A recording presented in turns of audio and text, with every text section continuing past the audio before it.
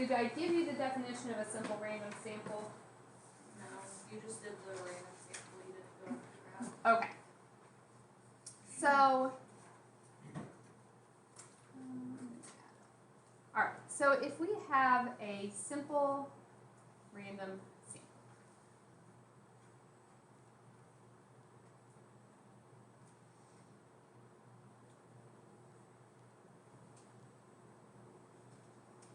that just means each has an equal chance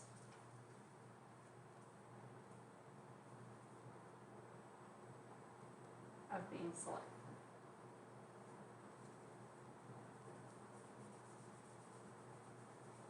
Okay, if I'm going to put together a sample of some sort, we know sample is a smaller group coming from the population. If everybody had the same chance of being selected to be in my sample, then that would give me a simple random sample. Now, there are lots of different ways I might put that sample together. And so that's kind of where we are starting with some of the different options to create that random sample. The first option, I'm pretty sure these are the same order as yours, is a stratified sample. Okay, so we're looking at that picture, that diagram called picture, so simple random sample, we take the whole population, everybody has an equal chance of being selected. If it is a stratified sample, what that means is we break the population into groups with no overlap. So everybody fits in one group, you can't fit into more than one. Those groups are called the strata. And then we get a simple random sample from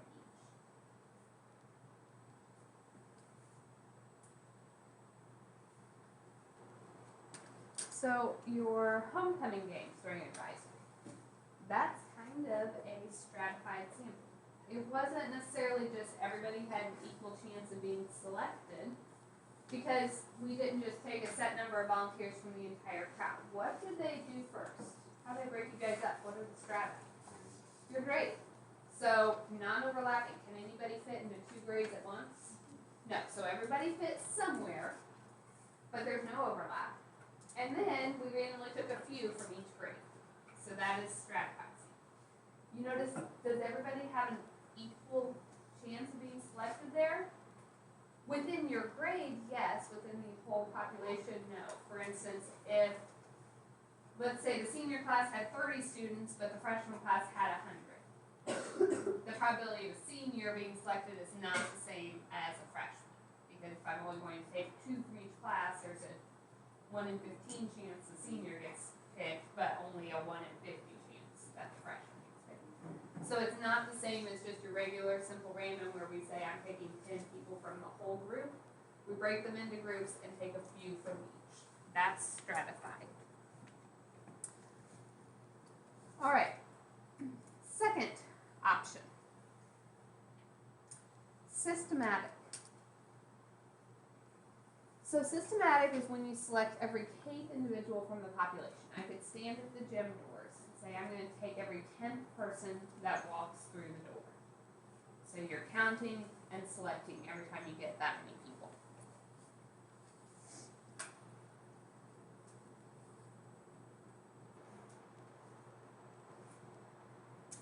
A cluster sample.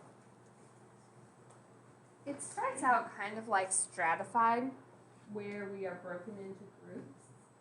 But then instead of taking a few from each group, you take an entire group.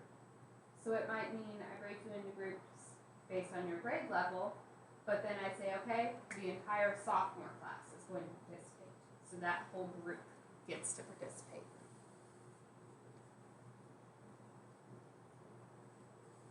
So in a cluster, you take all people within the group.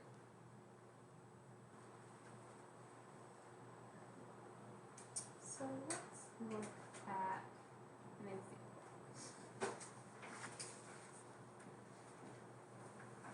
2008, the United States Senate had 47 Republicans, 51 Democrats, and 2 independents. The president wants to have a luncheon with 4 Republicans, 4 Democrats, and 1 other. Obtain a stratified sample in order to select members who would attend the luncheon. So just kind of walk me through this. What do I mean by stratified? Small groups. What would my groups be here? Or my strata? How would I separate? Their parties. The Democrats, the Republicans, and the others. Okay, and then what would I have to do?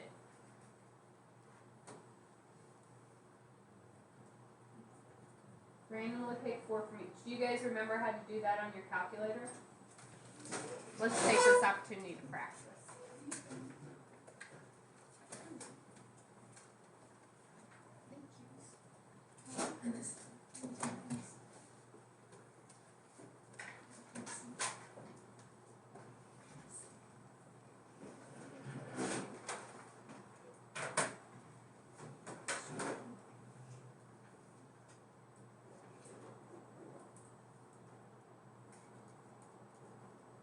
Alright, so what did we do?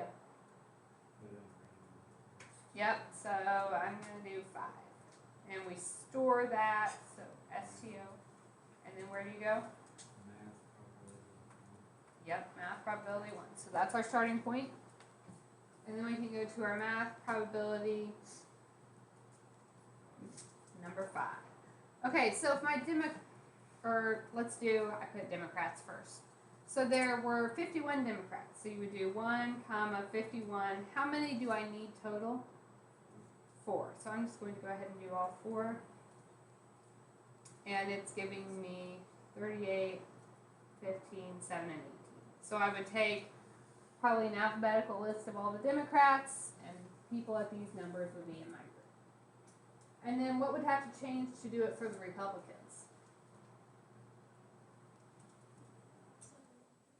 Right, our total is only 47, not 51.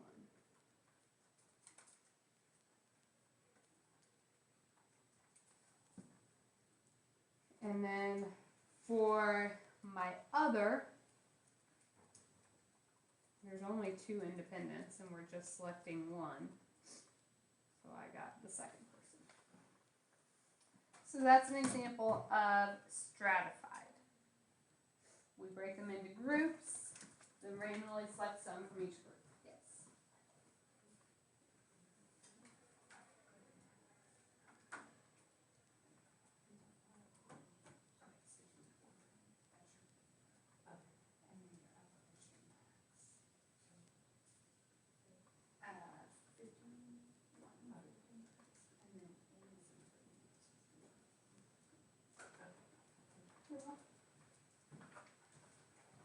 Other questions there?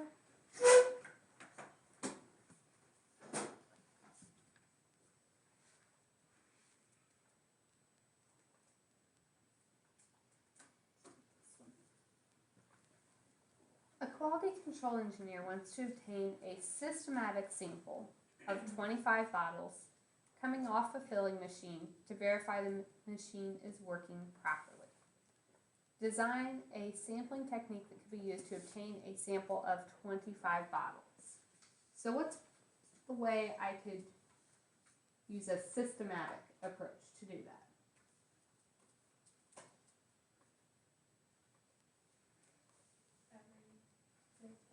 Okay.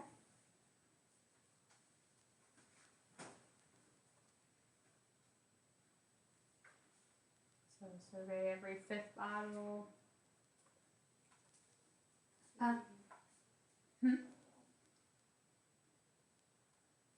Let's say beginning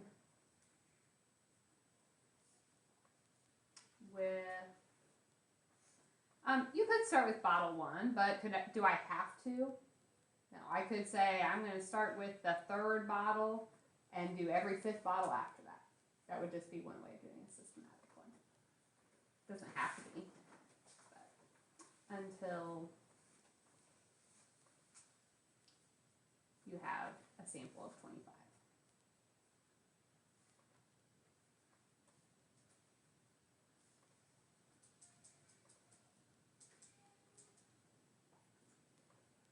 To be more accurate with this, it would probably be important to know how many bottles we fill in a day. Because if I'm doing every 5th bottle, I might have my sample in the first 20 minutes. But if this machine is going to run for 12 hours, is that necessarily accurate? No, because it could be that as the machine runs, it becomes less accurate. So I might need to know, okay, if this machine fills 1,000 bottles a day, and I want 25, I would want to spread my 25 out over the entire day. So we would need to do what? How could you decide how to spread those out?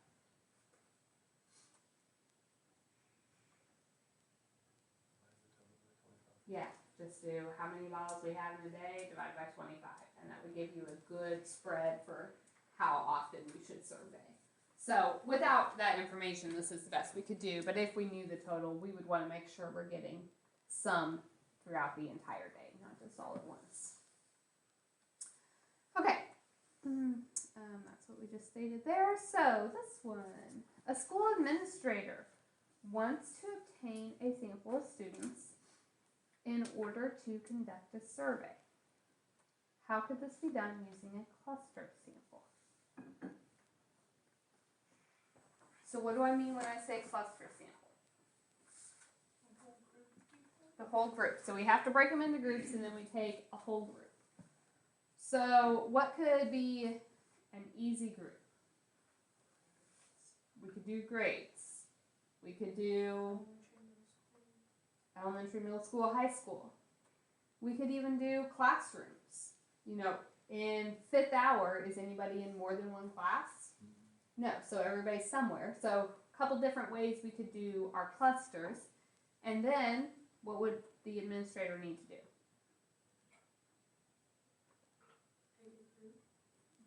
You pick from those clusters, you would take an entire group. So maybe each class could be a cluster.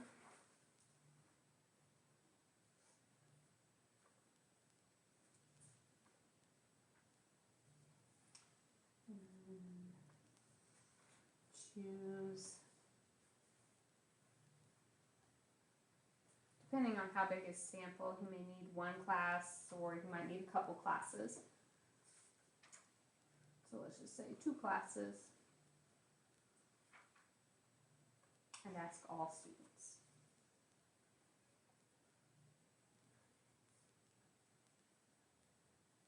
So the big thing with a cluster, you take everyone in the group.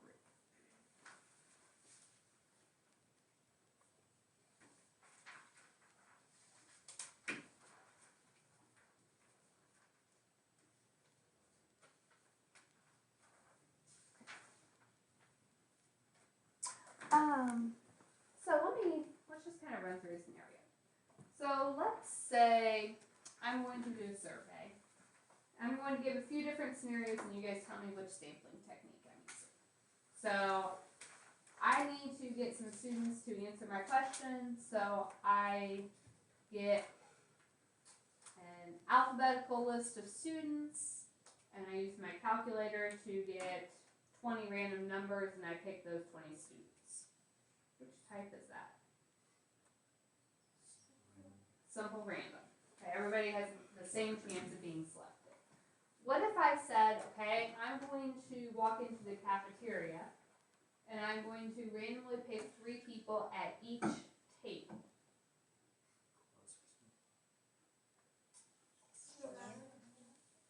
Stratified. So each table is a group, but then because I'm taking a few from each of those tables, every group gets represented. It's just a few from each. What if I said I'm going to go to the cafeteria during lunch and I'm going to pick everybody at 3 different tables to answer? That's cluster, because you're still broken into groups, but I'm taking the entire group. What if I said I am going to stand at the cafeteria doors and I'm going to ask every 5th person that comes inside? That's systematic. Okay. There is one final type, and that one would be like me standing at the cafeteria doors and just asking the first 10 people I see. That is convenience sampling. Okay, the only rule for convenience is it's easy to talk to those people. It doesn't have to represent the whole population. I'm not breaking into groups. There's nothing random about it. Might be, I want to know if you guys would rather have homecoming tomorrow or in February. So I ask you guys. You're convenient for me because you're sitting right in front of me right now. Is this a good method? Probably not. In fact, almost never. You really need random sampling to get good data. Not saying that I couldn't sometimes get lucky and get good data, but is there a chance that you guys might feel differently than the rest of the school? Yeah, we have basketball players in here. You're all upperclassmen. You're all taking college credit classes. Does this give you something in common that might set you apart from the rest of the school? Yes. So convenience sampling, it's easy, but you don't get very good data from it. Even if I'm just standing at the cafeteria asking everybody, well, there might be a reason that those are the first 10 people to walk into the cafeteria. They probably all came from one classroom, so they have something in common. So you really want to be cautious when you go to do that. If you're wanting to be really accurate, bigger scale things, they always do a combination of methods. So this is just kind of an example of one using multi-stage. So there's a research company randomly selects households and monitors the TV they are watching through a people meter. The meter is an electronic box placed on each TV within the household. It measures what's being watched and who's watching it, and their households are selected using 2 different stages. In the first stage, they divide the country into geographic areas, so that's strata, non-overlapping areas. Typically, they're city blocks or geographic regions, so we have about 6,000 of those. And then they send representatives to the strata and list all the households within the strata and randomly select from a simple random sample. So it kind of uses a combination. So rarely, if you're looking at a large scale study, rarely would you just see one phase of your sampling. It's usually broken into a few. Now, we talked about how to get a sample. If our sample isn't good, then the data we get from it won't be good, right? So we have to worry about bias at the end. Bias is just any time that our data doesn't really represent the true population. And there's 3 sources of bias. We could have sampling bias. What do you think that might be? Do we have to guess? Sampling is because of our sample. Our sample is bad, so the data we get from it is bad. We have non-response bias. Non-response means people don't respond. And then we have response bias. So response, they answer us, but they're not really telling us how they feel.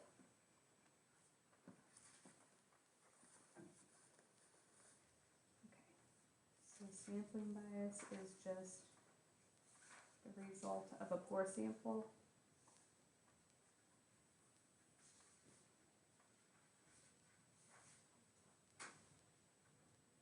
Non-response is the people who don't respond.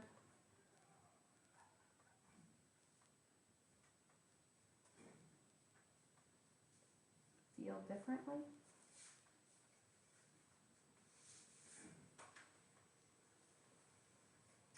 And response is people respond,